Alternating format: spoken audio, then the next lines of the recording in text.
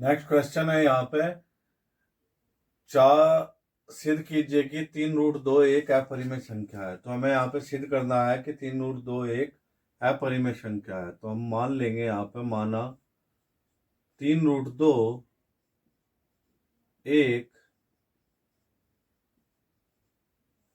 परिमेय संख्या है। अब 3√2 परिमेय संख्या है तो इसे P/Q के रूप में लिखा जा सकता है, जहां P व Q सह अभाज्य संख्या है। सहभाज्य का मतलब होता है कि इनमें कुछ भी कॉमन नहीं है। P व Q सहभाज्य संख्या है।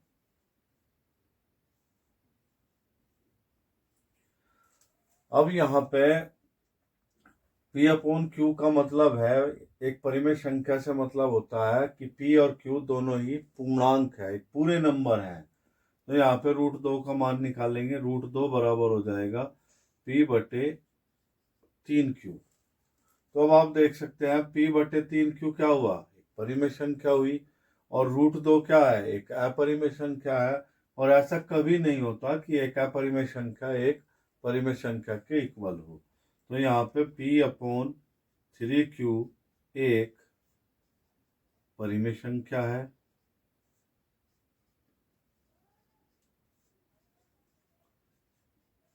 जबकि √2 एक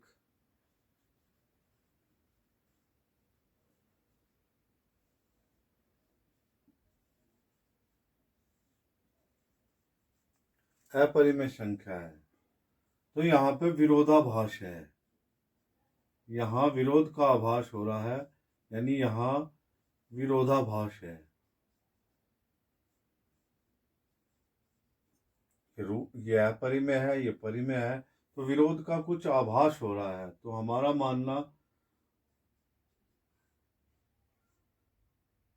मानना गलत है कि 3√2 एक परिमेय संख्या है। तो हमारा मानना यहाँ पर क्या हुआ, गलत हुआ कि √3√2 एक अपरिमेय संख्या है। तो अगर परिमेय संख्या नहीं है,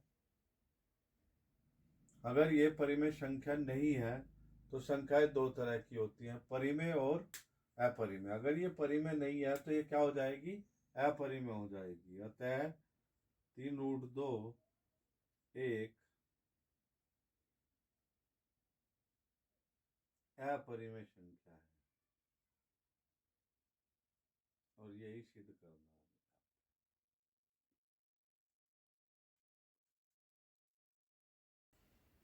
नेक्स्ट क्वेश्चन है यहाँ पे, यदि tan A बराबर cot A, तो सिद्ध करके दिखाना है कि A+B बराबर 90 के होगा। तो स्टूडेंट्स यहाँ पे tan A और ये cot A है, तो हमें दोनों ही एक जैसे त्रिकोणमितीय अनुपात बनाने होते हैं। तो हम tan को cot लिख सकते हैं। कैसे हम लिखेंगे, सबसे पहले हमें गिवन है tan A बराबर cot B।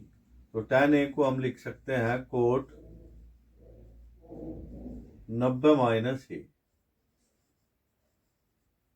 Coat 90 minus A tan A के बराबर होता है। तो tan A की जगह हम यूज कर सकते हैं कोट 90 माइनस ए। अब जब दोनों साइड के त्रिकोणमितीय अनुपात बराबर हो जाते हैं तो आप उन दोनों को आपस में हटा सकते हैं। कोट से कोट हट जाएगा और यहाँ पर आ जाएगा 90 माइनस ए इक्वल बी। 90 माइनस ए बराबर बी। ए को साइड में लेंगे, ए माइनस का है, बराबर से उधर जाएगा तो प्लस हो जाएगा। A+B बराबर 90 यानी 90। तो A+B बराबर 90 आ गया। यही हमें यहाँ पे सिद्ध करना था।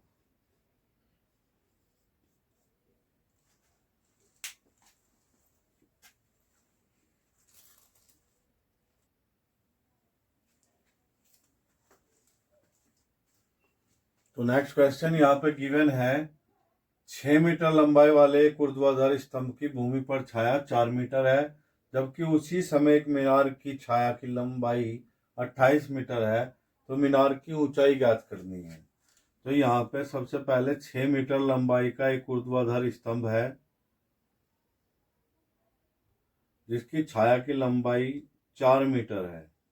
ये 6 मीटर और ये 4 मीटर, ए बी सी।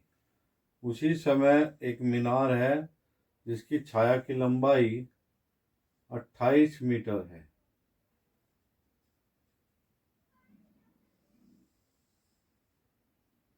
तो हमें यहाँ पे मीनार की ऊंचाई निकालनी है, पी क्यू आर। तो यहाँ पे छाया है मीनार, और ऐसे ही दोनों लंब दिए गए हैं। ये दोनों समकोण त्रिभुज हैं और ये दोनों क्या होंगे, सर्वांगसम होंगे। और जो त्रिभुज ये दोनों त्रिभुज समरूप होंगे, और जो त्रिभुज समरूप होते हैं उन त्रिभुजों की भुजाएं अनुपात में होती है, यानी उन त्रिभुजों की भुजाओं का अनुपात बराबर होता है। त्रिभुज, समकोण त्रिभुज ए बी सी समरूप होगा त्रिभुज पी क्यू आर, इसीलिए बी सी 6/4 यहाँ पे लंब और ये इसका आधार, ऐसे ही यहाँ पे लंब और ये इसका आधार बराबर हो जाएंगे। तो यहाँ पे क्रॉस मल्टीप्लाई करेंगे तो ये आ जाएगा 4h बराबर 28 गुणा 6।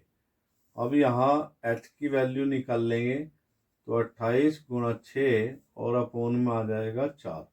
4 से 4 से 28 और 7 छंग 42। तो 42 मीटर की हाइट होगी मीनार की। मीनार की जो ऊंचाई होगी, मीनार की ऊंचाई बराबर 42 मीटर। ये यहाँ पे इसका आंसर हो जाएगा।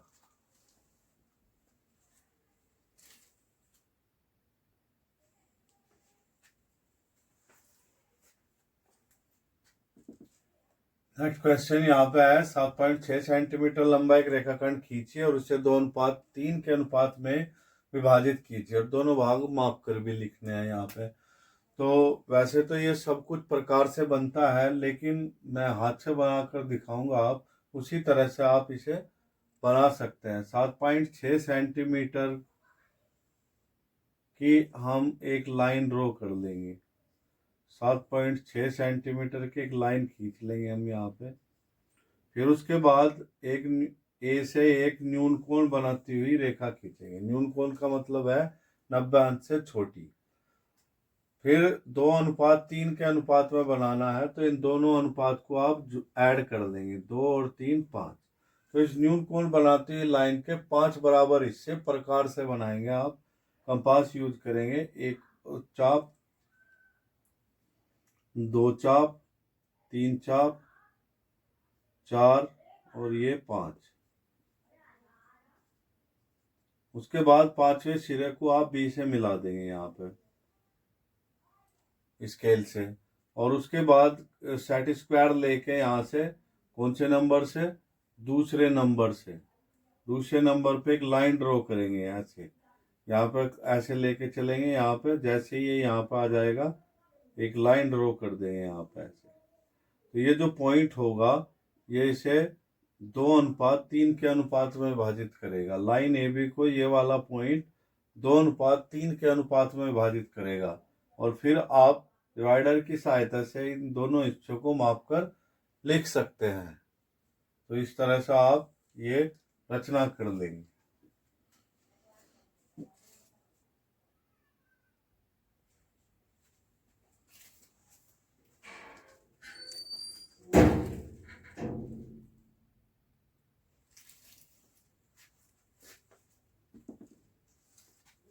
यहाँ पे ऐसे दो क्रमागत विषम धन पूर्णांक निकालने हैं जिनके वर्गों का योग 290 हो। तो हम यहाँ पे मान लेंगे, माना पहली क्रमागत विषम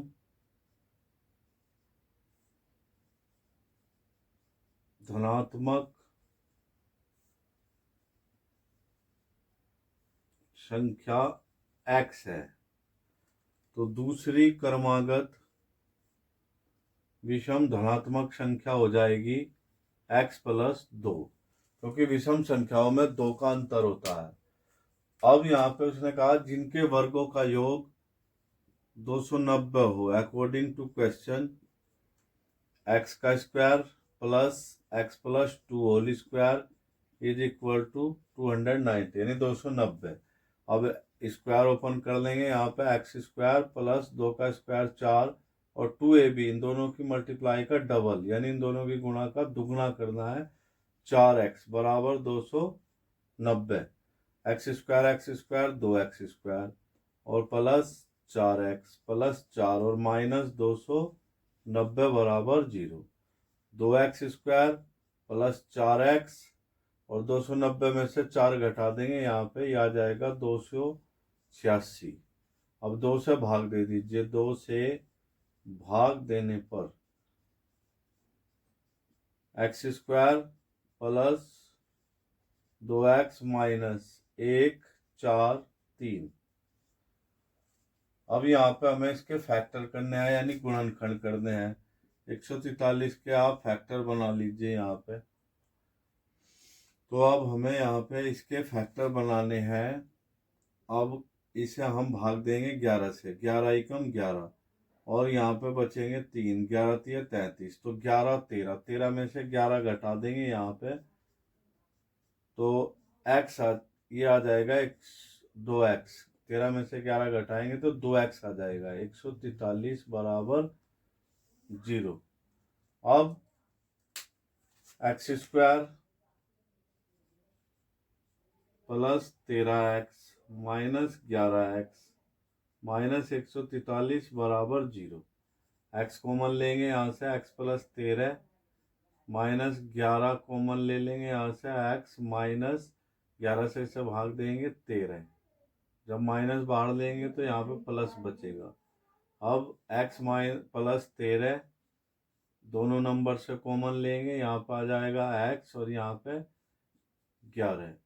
अब x प्लस 13 बराबर 0 और x माइनस 11 बराबर 0, तो x की वैल्यू यहाँ से माइनस 13 आ जाएगी और यहाँ से 11। तो अब यहाँ पे हमने क्या माना है, धनात्मक संख्या चाहिए हमें, और ये कैसी है, ऋणात्मक, तो हम इसे छोड़ देंगे।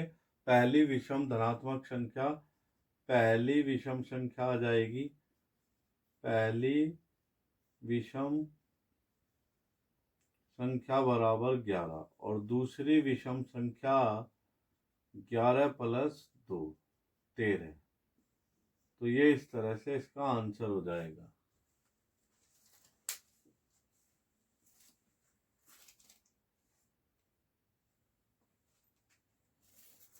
नेक्स्ट क्वेश्चन यहाँ पे दिया गया है, यदि बिंदु A0 0B और XY संरेख है तो सिद्ध कीजिए x/a प्लस y/b बराबर 1। तो यहाँ पे हमारे पास बिंदु है A0 0B और XY, तो x1 की वैल्यू A, y1 की वैल्यू 0, x2 की वैल्यू 0, y2 की वैल्यू B, x3 की वैल्यू x और y3 की वैल्यू y है हमारे पास में। चूंकि बिंदु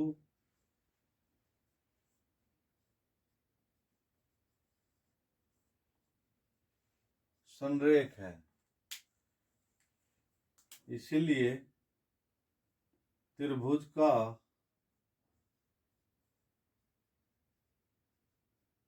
क्षेत्रफल बराबर 0, यानी इन 3 बिंदुओं से बने हुए त्रिभुज का क्षेत्रफल 0 होगा। कारण क्योंकि जब बिंदु संरेख है तो उनसे त्रिभुज बनेगा ही नहीं, तो त्रिभुज का क्षेत्रफल क्या हो जाएगा, 0। तो यहाँ पर हम फॉर्मूला यूज करेंगे, 1/2 x1 y2 minus y3 plus x2 y3 minus y1 plus x3 y1 minus y2 और बराबर 0। तो ये 1/2 0 के अपोन में जाएगा, 0 हो जाएगा। x1 की वैल्यू हमारे पास a, y2 b, y3 y plus x2 की वैल्यू 0। तो ये पूरा ही टर्म्स 0 हो जाएगा। यहाँ पे वैल्यू जब 0 है तो 0 की मल्टीप्लाई इस पूरे कॉलम में होगी तो ये 0 हो जाएगा। अब x3 पर आ जाइए। x3 की वैल्यू है x, y1 minus y2, 0 minus b और बराबर में 0। और ये यहाँ पे 1/2 0 के अपोन में आएगा तो इसकी वैल्यू क्या हो जाएगी, 0। a की b में मल्टीप्लाई करेंगे, A B minus A Y और माइनस ये यहाँ से हो जाएगा बी एक्स। अब ये इक्वल में 0। अब ये ए वाई और बी एक्स को हम यहाँ पर साइड में लेंगे तो ये आ जाएगा ए बी बराबर ए वाई प्लस बी एक्स, यानी ए वाई प्लस बी एक्स बराबर ए बी। ए बी से भाग कर देंगे हम यहाँ पे, तो ए बी से हम जैसे ही भाग करेंगे तो ये कंडीशन बनेगी हमारी A Y upon A B plus B X upon A B equal A B upon A B. तो ए बी से A B one time cancel, यहाँ पे बी कैंसिल और यहाँ पे ए। तो ये आया हमारा Y upon B plus X upon A is equal to 1। और हम इसे आगे पीछे लिख सकते हैं X upon A plus Y upon B equal 1। और यही हमें यहाँ पे प्रूव करना है।